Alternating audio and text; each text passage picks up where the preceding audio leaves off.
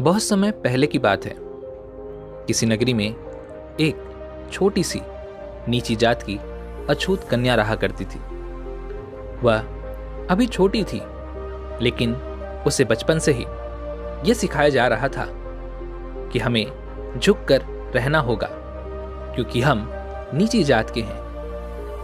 हमें किसी से कोई सवाल नहीं करना, हमें हमेशा झुककर ही रहना होगा। किसी के सामने हम नजर नहीं उठा सकते। यह समाज हमें कभी भी हमारी जगह नहीं देगा। हम केवल सेवा करने के लिए बने हैं। ज्ञान पर हमारा कोई हक नहीं, फिर वो चाहे कोई भी ज्ञान क्यों ना हो, हमें उसे सीखने का कोई भी हक नहीं है।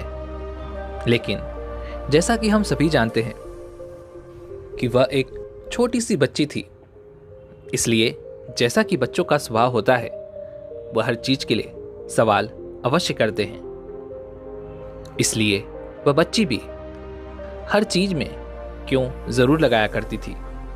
जैसे कि हम क्यों नहीं सीख सकते, आखिर क्यों हमें इस समाज में झुक कर रहना होगा, हमें इस समाज में जगह क्यों नहीं मिलेगी, और आखिर हमें चुपचाप क्यों अपना जीवन व्यतीत करना होगा। ऐसे ही कई सवाल वह अपने माता पिता से हमेशा किया करती थी। इसका जवाब देते हुए उस लड़की की माँ उससे हमेशा बस यही कहा करती थी कि ये हमारे पूर्व जन्मों के कर्म हैं, हमारे पूर्व जन्मों के पाप हैं, जिस कारण हमें इस जन्म में एक अछूत की जिंदगी जीनी पड़ रही है। और अछूतों की जिंदगी ऐसी ही होती है। समय बीतता गया। समय बीतने के साथ साथ वह लड़की भी अब धीरे धीरे बड़ी होने लगी। लेकिन जैसा कि उसका बचपन का स्वभाव था, वह हर चीज में सवाल अवश्य करती थी। उसका स्वभाव बड़े होने के साथ भी अभी तक बदला नहीं था, जिस कारण उसे कई बार मार तक खानी पड़ चुकी थी। एक दिन वह एक रास्ते से होकर गुजर रही थी। तभी उसने देखा कि एक गुरुवर कुछ लड़के और लड़कियों को नृत्य सिखा रहे थे, गायन सिखा रहे थे। वह नृत्य और गाना सुनकर उसके मन में भी नृत्य और गायन करने की चाहत पैदा हो गई। वह नृत्य और गायन सीखना चाहती थी, जिस कारण वह उन गुरुवर के पास पहुंची, उन्हें प्रणाम किया और फिर उनसे कहने लगी, हे गुरुवर, मुझे भी गायन सिखा दीजिए, मुझे भी नृत्य करना है। क्या आप मुझे गायन और नृत्य सिखा सकते हैं? इस पर वह गुरुवर उस लड़की से पूछते हैं, बेटा, तुम किस घराने से ताल्लुक रखती हो? आखिर तुम किस जाति की हो? इसका जवाब देते हुए उस लड़की ने साफ और सच कहा। उसने कहा, हे गुरुवर, मैं अछूत हूं, मैं नीची जाति की हूं, लेकिन मुझे नृत्य और गायन बहुत अच्छा लगता है और मैं यह सीखना चाहती हूं। लेकिन उधर जैसे ही उन गुरुवर ने यह सुना कि वह लड़की अछूत है, उनका गुस्सा 7वें आसमान पर पहुंच गया और उसी वक्त उन गुरुवर ने उस लड़की को धक्के मार के अपने आश्रम से बाहर निकाल दिया और साथ ही साथ यह भी कहा कि आगे से यहां पर आने की तुम्हें कोई आवश्यकता नहीं, तुम यहां से जा सकती हो। ज्ञान तुम लोगों के लिए बिल्कुल नहीं है, तुम्हें मेरे इस आश्रम को भ्रष्ट करने की कोई आवश्यकता नहीं। अगर तुम आगे से यहां पर आई तो मैं तुम्हारी खाल खिंचवा लूंगा। वह लड़की चुपचाप अपना अपमान सहकर वहां से चली गई, लेकिन उसके मन में नृत्य और गायन सीखने की जो चाहत थी वो पहले से भी ज्यादा और बढ़ चुकी थी। लेकिन अब उसे वह गुरुवर नृत्य और गायन नहीं सिखाना चाहते थे, जिस कारण उस लड़की ने चोरी चोरी छुप छुप कर दूसरे लड़कों का नृत्य देखा, गायन देखा और उसी से सीखना शुरू कर दिया। वह जैसा उन लड़कों को नृत्य करते और गाना गाते देखती, ठीक वैसा ही वह अभ्यास करना शुरू कर देती। जब भी वह अकेले रहती तो खूब मेहनत के साथ, खूब लगन के साथ वह इसका अभ्यास करती और लगातार मेहनत के बाद करीबन 2 वर्षों के बाद वह गायन और नृत्य में पारंगत हो गई। लेकिन वह यह बात जानती थी कि यदि मैंने किसी को यह बात बताई तो लोग मुझे मारेंगे, मेरा अपमान करेंगे, जिस कारण उसने यह बात कभी किसी को नहीं बताई।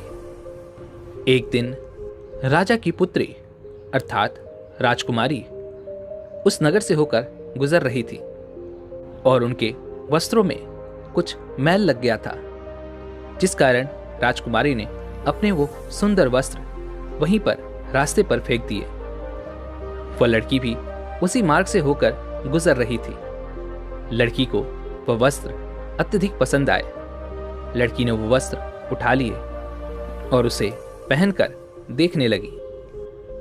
वह बहुत ही सुंदर लग रही थी। उस समय नगर में एक मेला भी चल रहा था। उसके मन में एक विचार आया। उसने सोचा, यदि मैं अपने पुराने वस्त्र पहनकर जाऊंगी तो मेले में लोग मुझे पहचान लेंगे, और यदि मैं राजकुमारी की ये सुंदर वस्त्र मेले में पहनकर जाती हूं तो मुझे कोई भी नहीं पहचान सकेगा। इसलिए वह वही वस्त्र पहनकर मेले की ओर चल पड़ी। जब वह मेले में पहुंची तो उसने देखा कि एक जगह पर नृत्य और गायन चल रहा था। उन्हें देखकर उसके मन में भी नृत्य और गायन की लालसा और बढ़ गई। लेकिन वह सभी के सामने नृत्य नहीं कर सकती थी और ना ही अपने गायन की कला दिखा सकती थी, जिस कारण वह मेले के एक कोने में गई और वहां पर उसने गाना शुरू किया। उसकी आवाज बहुत ही मधुर थी, लोगों को आकर्षित करने वाली थी। जब वह एकांत में गाना गा रही थी तभी उसकी आवाज मेले में ही खड़े एक व्यक्ति ने सुनी और वह उस आवाज का पीछा करते हुए उस लड़की तक पहुंच गया। जब वह व्यक्ति उस लड़की तक पहुंचा तो यह देखकर वह लड़की आश्चर्यचकित रह गई। उस व्यक्ति ने कहा, बेटा, तुम्हारी आवाज बहुत मधुर है। यह मुझे आकर्षित कर रही थी और जिस कारण मैं तुम्हारी आवाज का पीछा करते हुए यहां तक आ गया। क्या तुम मेरे लिए मेले में एक बार गाना गा सकती हो? तुम इसके बदले में जितना भी धन मांगोगी मैं वह धन देने के लिए तुम्हें तैयार हूं, लेकिन एक बार क्या तुम मेरे लिए गाना गा सकती हो? इसका जवाब देते हुए वह लड़की उस व्यक्ति से कहती है, बाबा, आप सही कहते हैं, लेकिन मुझे गाने की इजाजत नहीं है, इसलिए मैं आपके लिए कोई भी गाना नहीं गा सकती, मुझे माफ करें। तभी वह व्यक्ति उस लड़की को और भी धन देने का वादा करता है, उसे और लालच देता है। तभी वह लड़की इसका जवाब देते हुए कहती है, बाबा, मैं धन दौलत के लिए गाना नहीं गाती, यह तो मेरी खुशी है और मैं अपनी इस खुशी के लिए गाना गाती हूँ। मुझे गाना बहुत पसंद है और मैं केवल अपने लिए ही गाती हूँ। लड़की की यह बात सुनकर उस व्यक्ति ने लड़की से मिन्नतें की, प्रार्थना की, ताकि वह लड़की उसके लिए एक बार गाना गा सके। काफी देर प्रयास करने के बाद आखिरकार वह लड़की उस व्यक्ति के लिए मेले में गाना गाने के लिए तैयार हो जाती है। वह कहती है, बाबा, आप इतनी प्रार्थना कर रहे हैं, इसलिए मैं आपके लिए एक बार गाना अवश्य गाऊंगी। जब उस लड़की ने मेले में गाना गाया तो उसकी आवाज सुनकर चारों तरफ के सभी लोग उसकी आवाज सुनकर उसके प्रति आकर्षित होने लगे। उसकी आवाज इतनी मधुर थी कि जो भी उसका गाना सुनता वो वहां से कहीं भी और ध्यान नहीं लगा पाता। वहां पर उपस्थित हर एक व्यक्ति उस लड़की की गायन का, उसकी आवाज को सराह रहे थे, उसकी तारीफ कर रहे थे। उसी मेले में राजा का एक अधिकारी भी था जो उस लड़की की आवाज सुनकर पूरी तरह से मंत्रमुग्ध हो चुका था। उसके मन में यह ख्याल आया, यदि मैं राजा के पास इस लड़की को ले जाऊं और इससे वहां पर गायन करवाऊं तो मैं अत्यधिक धन कमा सकता हूं। राजा अत्यधिक प्रसन्न होंगे और मुझे मुंह मांगी रकम भी मिल जाएगी। जैसे ही उस लड़की ने अपना गाना खत्म किया, राजा के उस अधिकारी ने उस लड़की के पास जाकर कहा, बेटा, तुम बहुत अच्छा गाती हो। तुम्हारी आवाज बहुत ही मधुर है और तुम्हारी आवाज में कुछ ऐसा जादू है जिससे मैं तुम्हारी आवाज के प्रति आकर्षित होता चला गया। क्या तुम एक बार राजा के समक्ष अपना गायन प्रस्तुत कर सकती हो? राजा तुम्हारी आवाज से अत्यधिक प्रसन्न होंगे और जो तुम चाहोगी वो तुम्हें अवश्य मिलेगा। यह सुनकर उस लड़की ने राजा के उस अधिकारी से कहा, बाबा, क्या आप सही कह रहे हैं? यदि मैं राजा को अपने गायन से, अपनी आवाज से प्रसन्न कर पाऊं तो मैं जो मांगूं क्या वो मुझे मिलेगा? इस पर वह अधिकारी उस लड़की से कहता है, हाँ बेटी, तुम जो कुछ भी चाहोगी वो तुम्हें राजा अवश्य देंगे।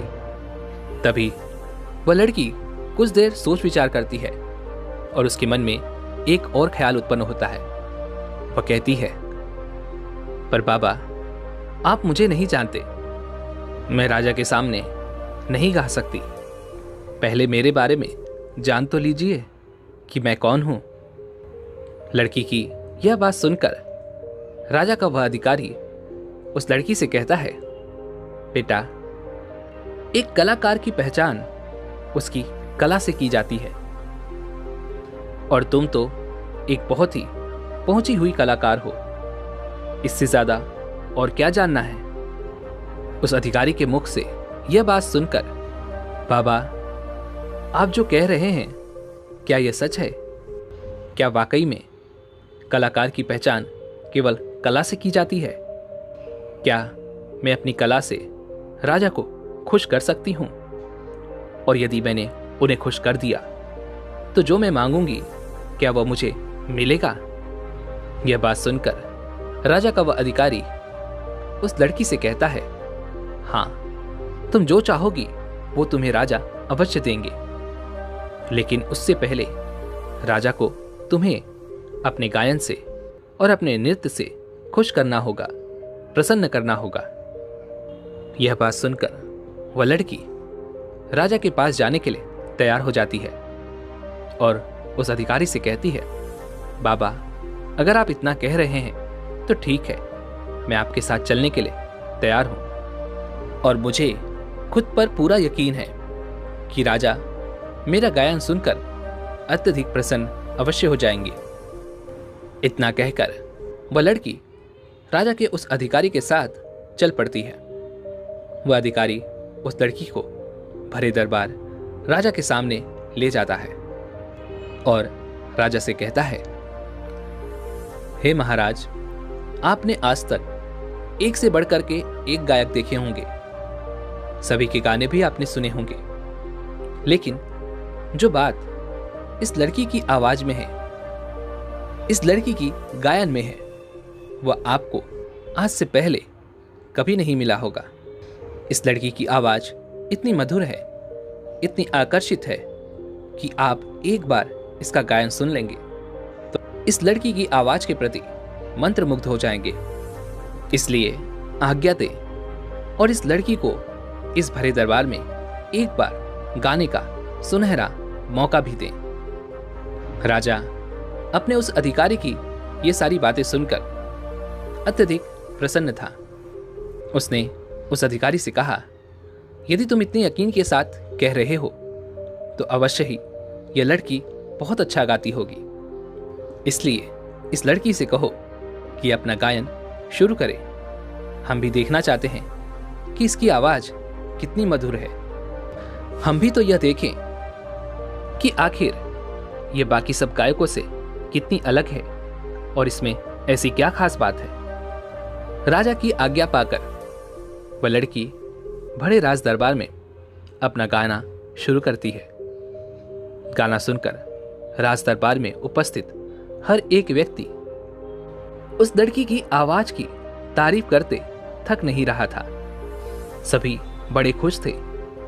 राजा भी अपने आप को उस लड़की की प्रशंसा करने से रोक नहीं पाया। राजा ने उस लड़की की बहुत प्रशंसा की और खुश होकर अपने गले का कीमती हार उस लड़की को निकाल कर दे दिया और उस लड़की से कहा, बेटा, तुम जो मांगना चाहती हो मांग सकती हो। तुम्हारे अंदर वो प्रतिभा है जो आज तक हमने किसी गायक के अंदर नहीं देखी। तुम्हारी आवाज बहुत ही मीठी और मधुर है। तुम्हारी आवाज सभी को आकर्षित कर लेती है और हम तुम्हारे गायन से बहुत प्रसन्न हैं। तुम जो मांगोगी वो हम तुम्हें देने के लिए तैयार हैं। राजा के मुख से यह बात सुनकर वह लड़की अत्यधिक प्रसन्न हो गई। उसने राजा से कहा, हे राजन, क्या आप सच कह रहे हैं? मैं जो कुछ मांगूंगी क्या वो आप मुझे दे सकेंगे?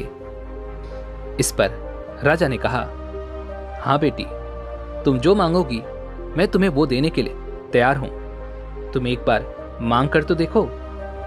तभी वह लड़की राजा से कहती है, हे राजन, हर गांव के बाहर एक छोटी सी बस्ती होती है।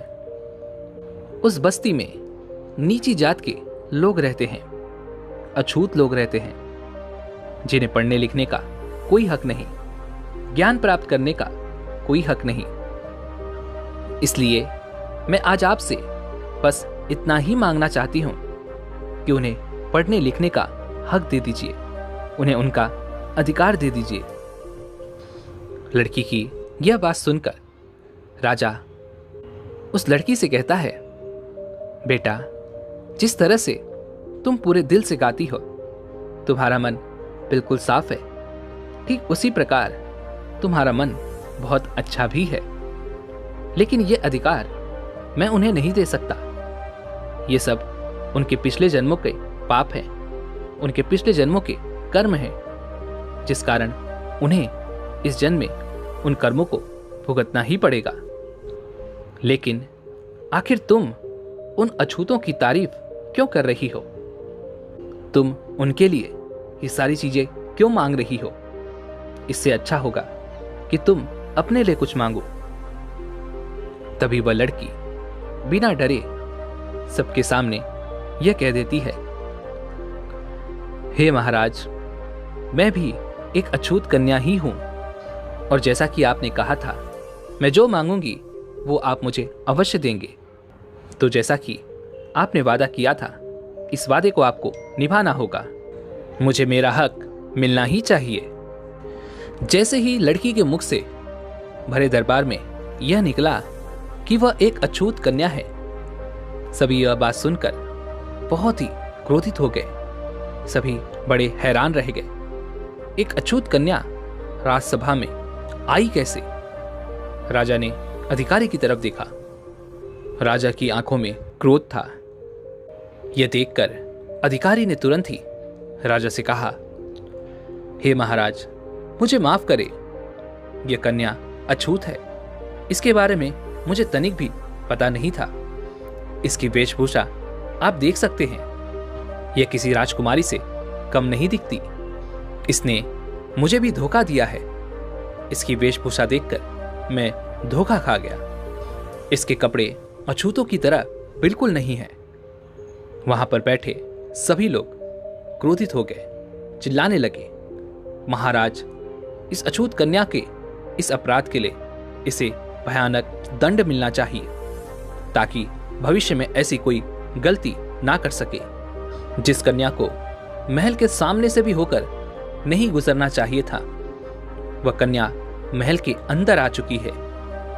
कुछ लोग तो इतना क्रोधित हो चुके थे कि उन्होंने अपनी तलवार तक निकाल ली थी, लेकिन इसके बावजूद वह लड़की बिल्कुल नहीं डरी।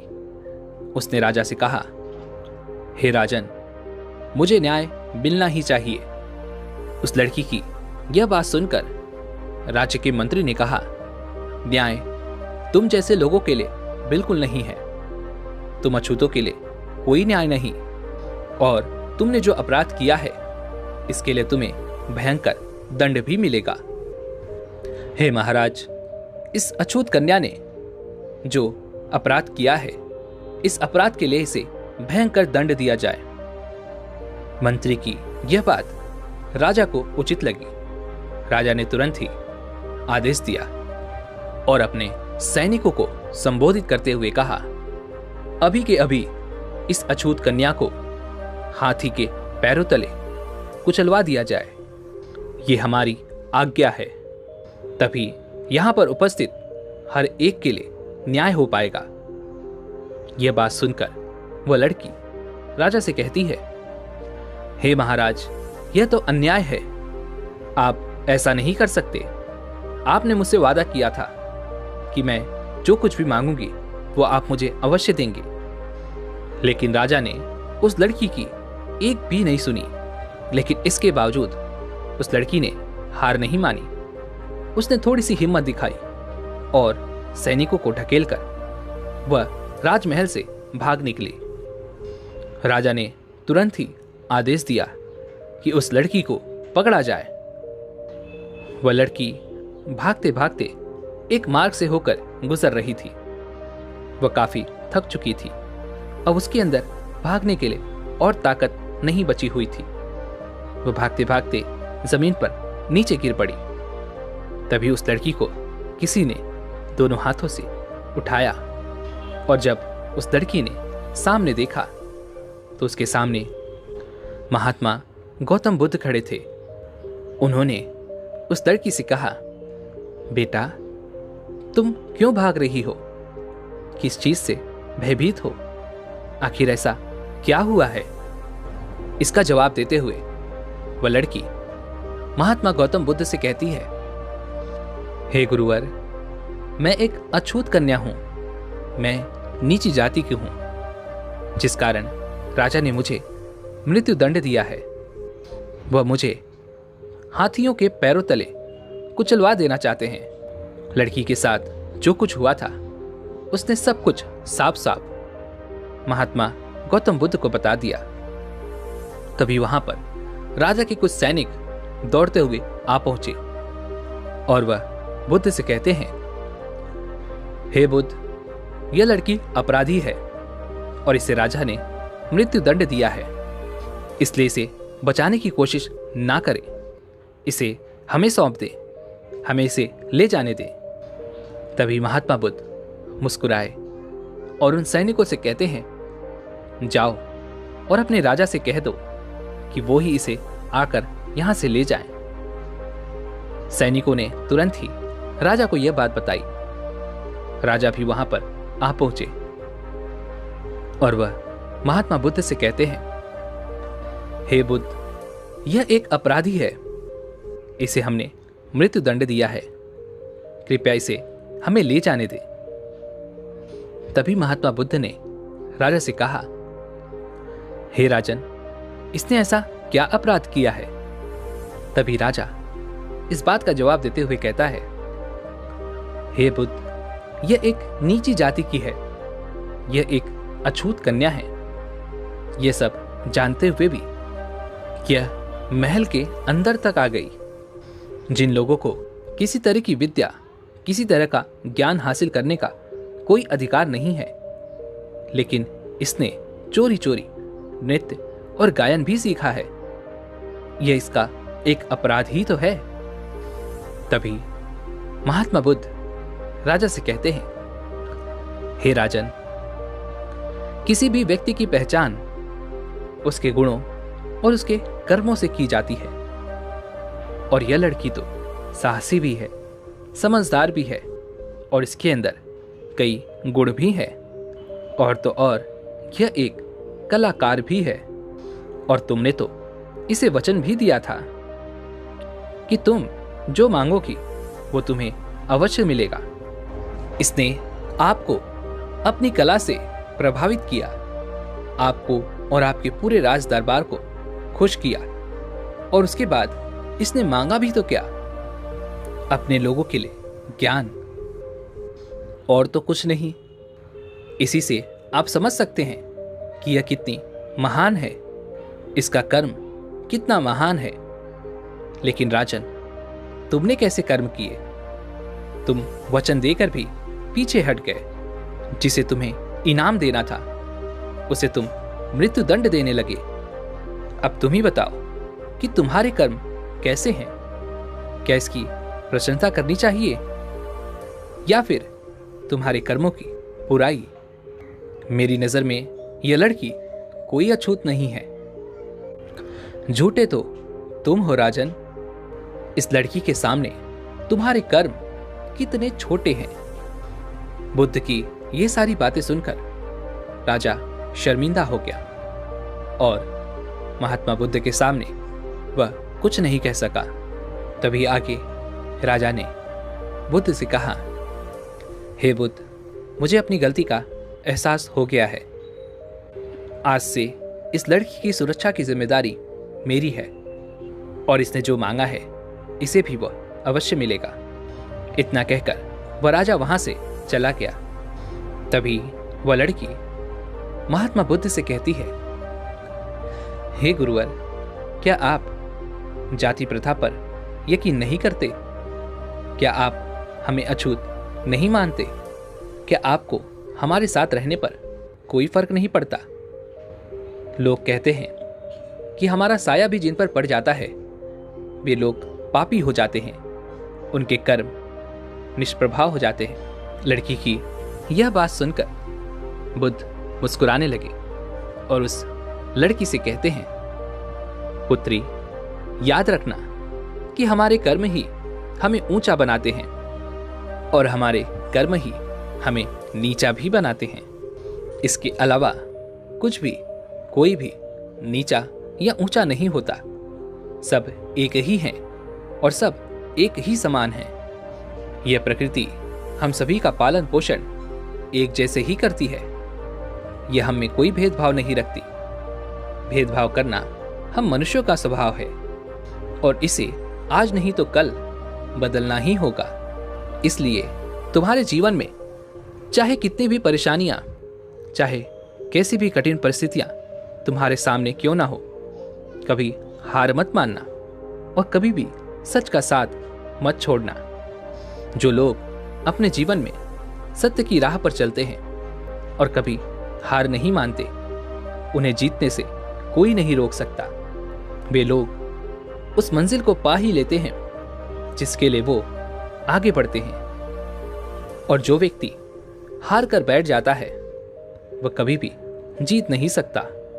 वह हमेशा हारा हुआ ही रहेगा और वह उसे कभी नहीं पा सकता जो वह पाना चाहता है, बल्कि उनसे तो वह भी छीन लिया जाता है जो उनके पास है।